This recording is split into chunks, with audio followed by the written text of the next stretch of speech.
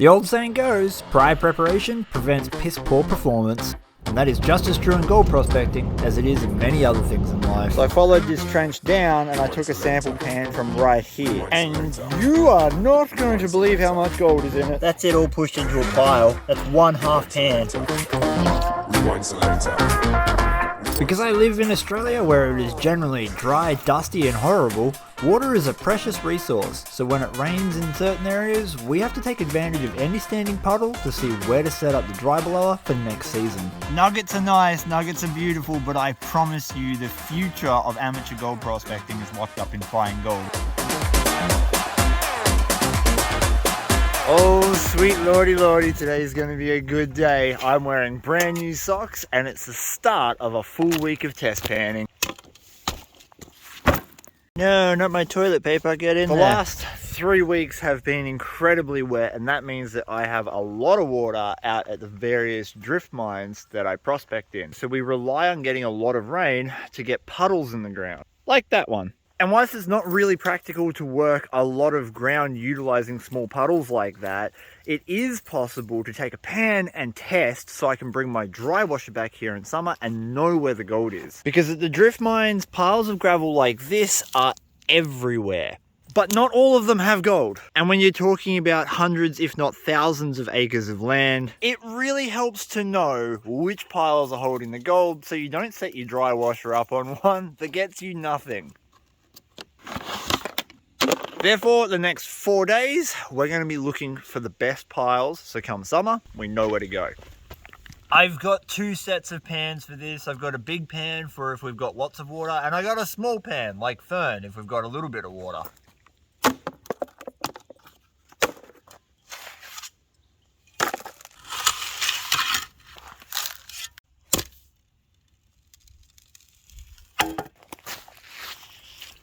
That is the deepest puddle of water I have in this area, and I'm not even sure that's going to last very long.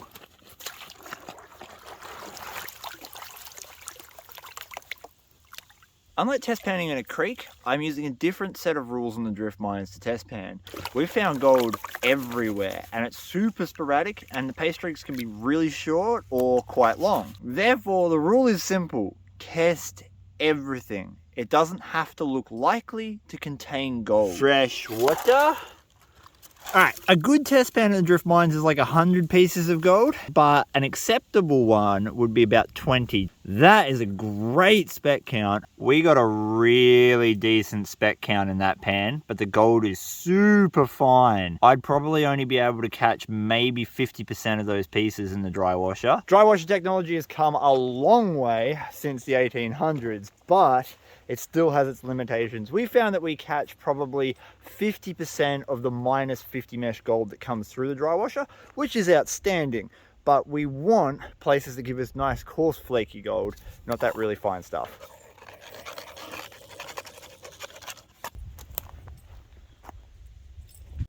I think we could do some test panning around here. The entire surface of the drift mines is shedding gold. About 2.6 million years ago, an entire mountain eroded away and laid itself in as this conglomerate. This is actually a cap rock, and underneath it is the river gravel, and that's what the old timers dug down in on and undermined. So every time it rains, this stuff erodes a little bit and sheds a little bit of gold. So what I look for is this cap rock here that's very close to the surface without much dirt on it, that's got river gravel on it, that's been eroded by water.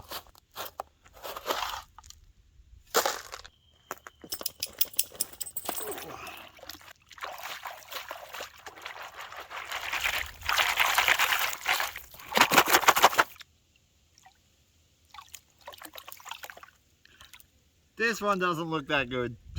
The number one indicator here is black sand. If you get a lot of black sand, you're going to get a lot of gold, usually. And in this pan, I'm seeing no black sand at all. One lonely little flake. Some people throw that back, but I reckon that's a bit of an insult to the gold gods, because they saw fit to give you a flake, and you should keep it. Ah, food! Num num num. Just walking and looking. Walking and looking. We've got some really nice gravel here, and then it slopes off into a little trench, and you can see some gravel just here that's spilling off the pile into this main trench. Should be like a sluice box. Anything that was eroded from here came into the fast water. The water washed away all the light stuff, and we should be left with the heavies in this area.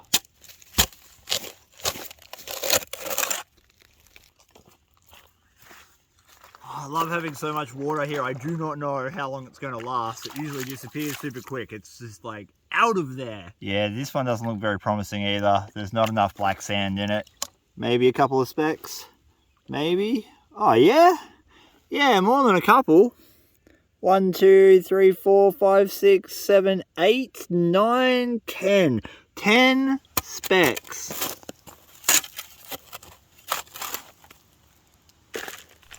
Embracing the tedium of test panning is the only way to guarantee yourself success while prospecting. The last thing on most people's minds when they hit the creek for their weekend off work is spending a couple of hours just looking for the gold. I'd personally much rather just jump into the creek and start sluicing. Clean water. But that time spent test panning is what guarantees you your gold. I didn't see much black sand, so I don't know how much gold is going to be in this. Yeah, all right. A nice little flake just there, and then another one, and then a whole pile of flakes. All right, that might be a spot. That might be an okay spot to do some dry washing in the future. I got a good one. See where my shovel is over there? I took a test pan out of some really nice looking gravel. Look at the gold. That's probably the best pan I've had today. And that's definitely dry washable. We catch probably 75% of that. A super important step after getting a result like this is not to go out with your high bank or your dry washer and just launch straight into it. Do a couple of pans to confirm. Because sometimes gold deposits are really small and they run out really fast. So you can put in all the effort to study up your machine and get skunked anyway. Switch. Switch. Front. Up. Yes. There's no possible chance there's going to be any nuggets in this. The geology is completely wrong. But crystals. Professor Fern.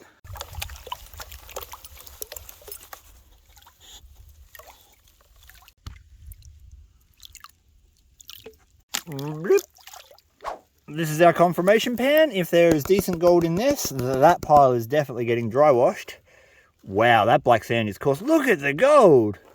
Oh, that's getting worked. 1, 2, 3, 4, 5, 6, 7, 8, 9, 10, 11, 12, 13, 14. Ooh, 15, probably 15 plus pieces of gold. Nuggets are nice, nuggets are beautiful, but I promise you the future of amateur gold prospecting is locked up in fine gold.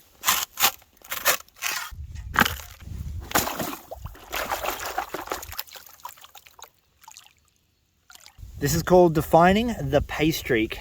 If there's gold up here, we know we can work all the way up that slope, and there is gold in that. Look at that. There is just as much gold above the gravel as there is in it. Which means I can work that whole slope there. And so the process continued, test pan after test pan, just looking for the best spots. Well, so far I've found some good spots and some okay spots and a lot of bad ones. This one fits into the okay category. We've got a whole bunch of little flakes here. Again, this is coming from a gravel pile and probably worth using a dry washer. I found you a bone. And not much gold, but the biggest flake so far. Look at the size of that bugger. How cool is this thing? It's got legs. It's got legs. Whilst I had some success on day 1, it wasn't until day 2 that I really hit it. This is the results for my day 1 of test panning.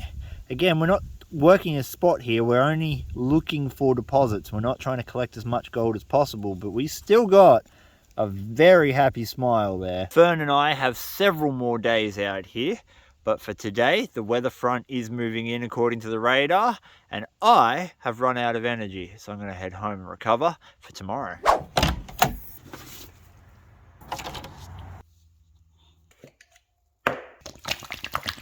At the end of every single day, I'm just going to empty out my snuffer bottle into this pan, and at the end of the week, we're going to clean it up. It poured rain all night last night. That means there should be standing water puddles in places that I've never seen standing water puddles before. Well, that's the theory. All right, Miss Velociraptor, have you got your act together?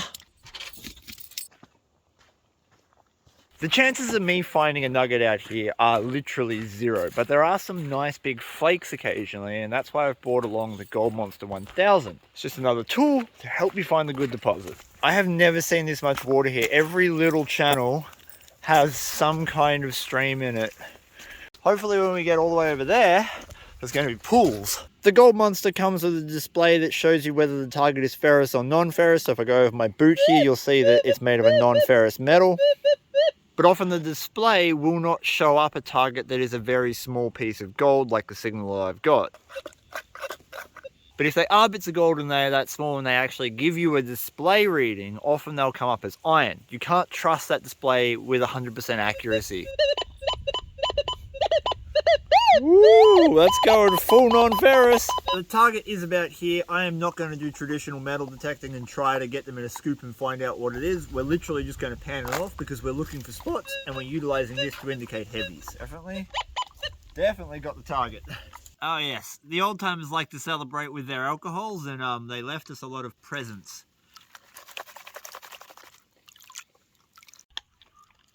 Could you chew that any louder? Yeah, a bit of flake steel. We got black sand and we got gold. Yeah. That was our metal target. It's a piece of old rusted flake steel. And for a little 10-inch pan, that's actually a respectable spec count.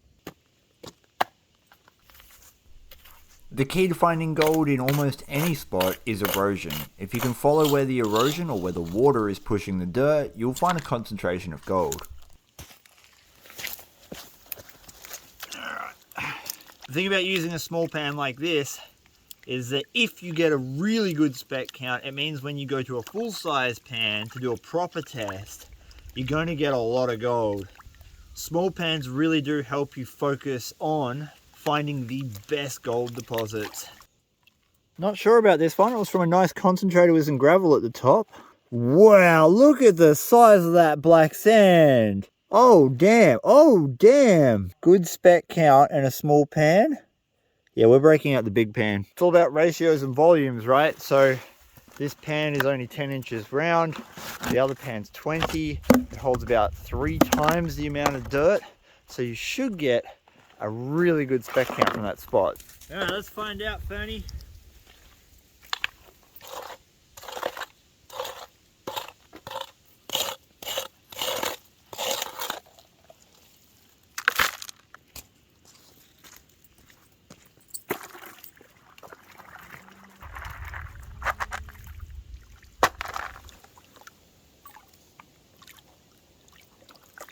If the small pan was anything to go off, this might be okay.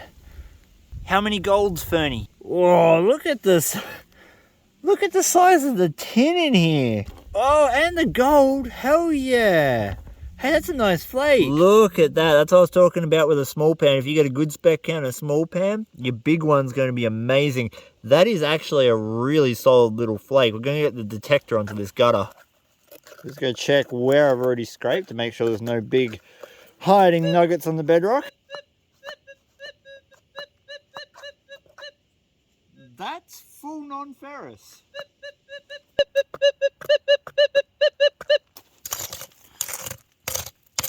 This is an old 1800s classification pile. All the rocks are similar size. So in all likelihood, it's a bit of junk.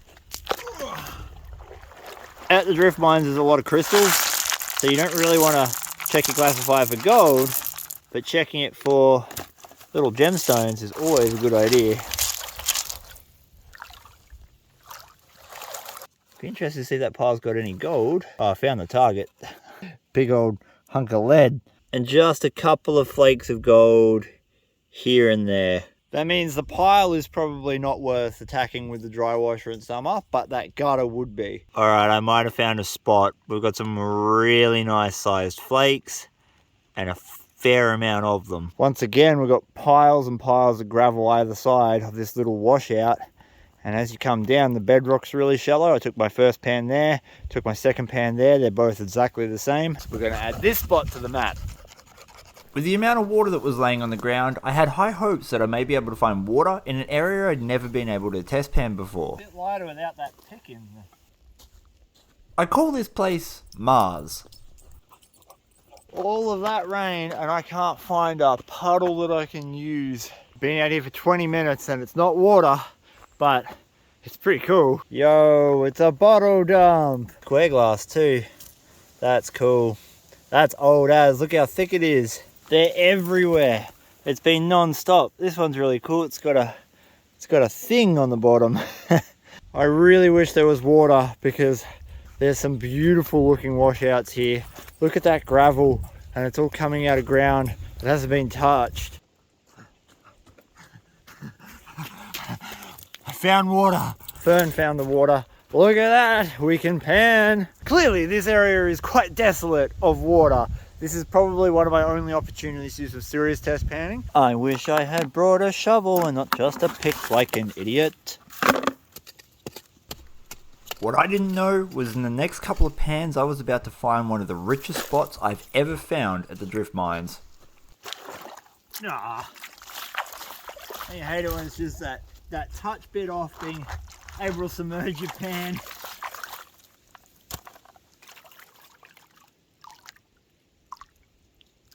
I saw hardly any black sand at all on the way down, so if there's anything in this, I will be pleasantly surprised. Lots of black sand. Oh, there's gold, but it's real fine. With a wet plant, sure, but with a dry washer, no. A few moments later. I found a spot. I found a spot. This is really good. Look at the size of the tin, and then look at the size of the gold. Following the same principles I've been looking at these little erosion gutters that are concentrating the gold for us, and I thought, you know what, let's just go to the biggest, deepest one and see what's down the bottom of it. So I came over here and I scraped back all of this sandy, gooey crud because I knew there was a hard base. This here, it's not the bedrock, but it's a layer of clay that's impermeable to gold. And right down the bottom there, on top of that clay layer, is a layer of gravel. And you see how deep that thing is, right? Well, that's been concentrating for a long time. So that couple of inch layer of gravel is chock full of that huge black sand and all that coarse gold. All of this is just sloppy sand and it needs to get out of the way because our pay dirt has gravel in it. See that? All sand and goop. But see this? Gravel. Look at that. And that's where our gold is.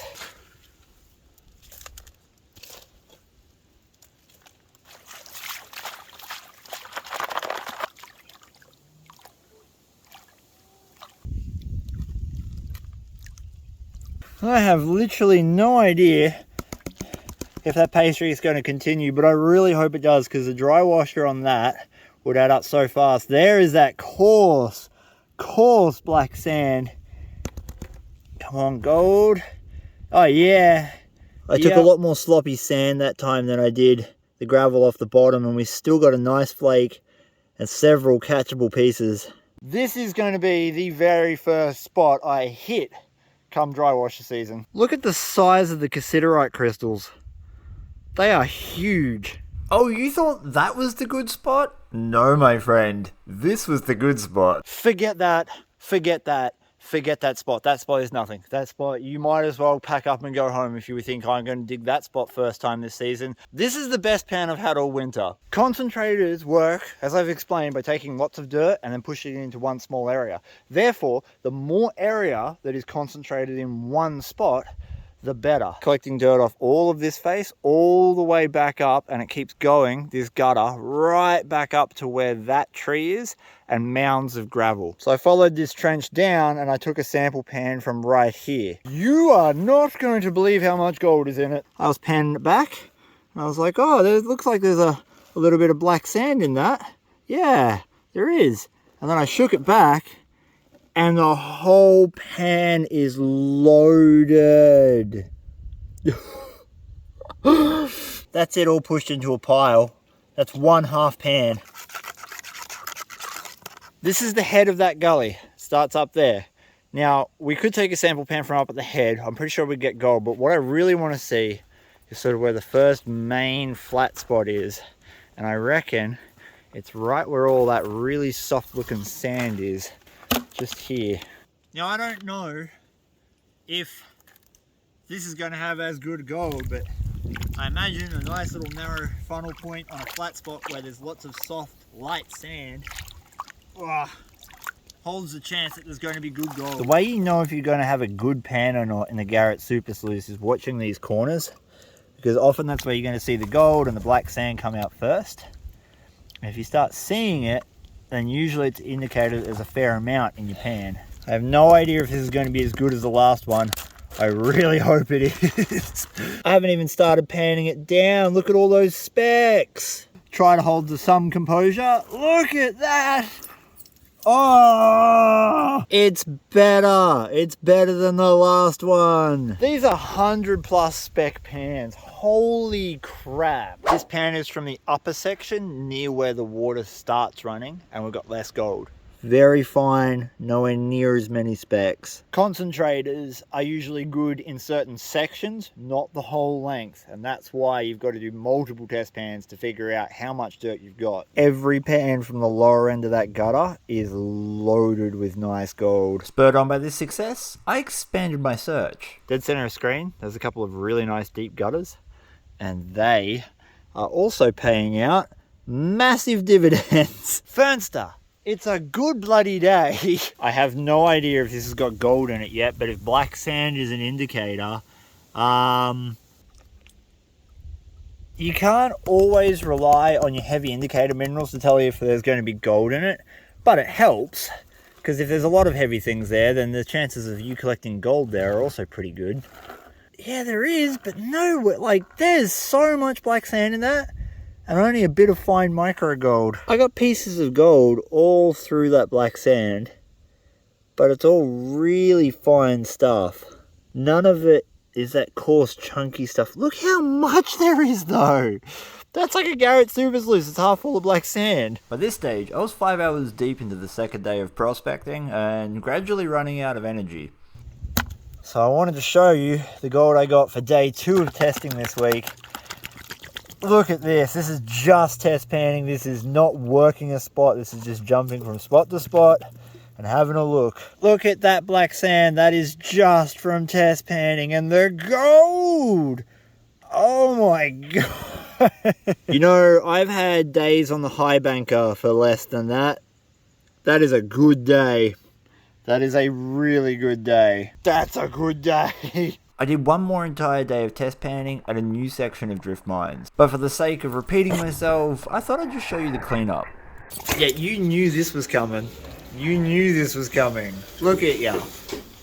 She was stained orange. Was. This was the gold from the 3rd day of prospecting that I didn't include in this video. And we're going to add this to a different standalone video. Whereas this is the gold that you saw me dig up on camera for 2 days prospecting. The first step is to run that material through 2 classifiers. I have a 50 mesh and a 30 mesh sieve.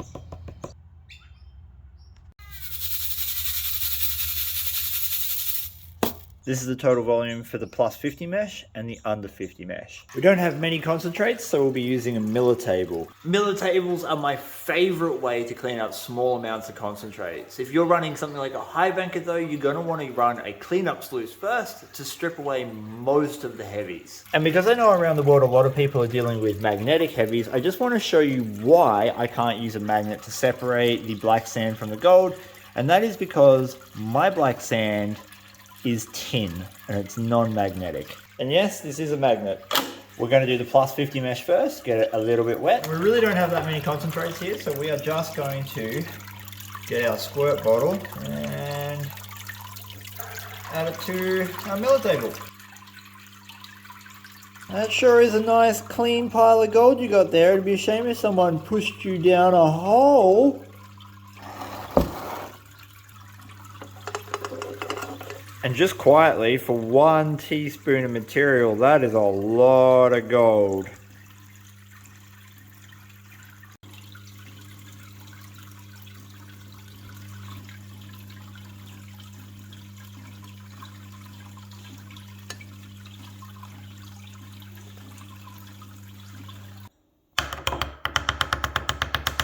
that is a nice little pile of gold, and it is almost completely clean.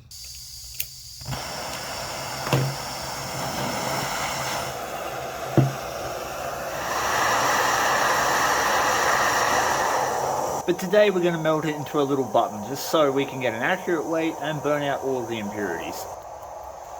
If you've been following along with my previous attempts at smelting, you'll know I'm new to this part of the hobby.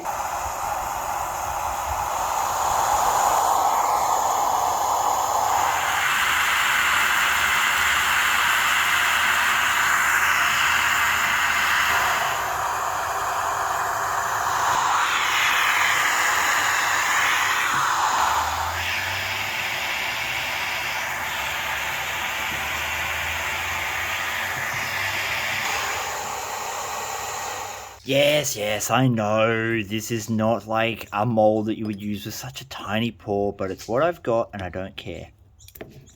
Ooh. Clearly I think that is our gold button, so let's go quench this quickly. Then give it a gentle love tap. Oh yes. How cool is that? I love it. It's a little ball of gold. And yes, I know. Oh, it's not shiny. Oh, you used the wrong mold. Oh, the crucible is too big. Who cares? I have a ball of gold. How big's your ball of gold? 2 days worth of test panning resulted in this little ball of gold. And I know that was a lot of work, but what that means is come summertime, I'm going to be able to go out and get a whole lot more than just this amount, because I'm going to be able to use a machine that can process meters of dirt every hour. What's your guess? I'm guessing my ball of gold is 1.15 grams. Only shovel doggers will not leave a guess in the comments below. Boop. Oh, not quite, 0.81. That makes this little ball of gold worth about 65 Australian dollars at the time of recording. Well below minimum wage. Until next time, give your dog a scratch behind the ears for me. Peace! And I'm out.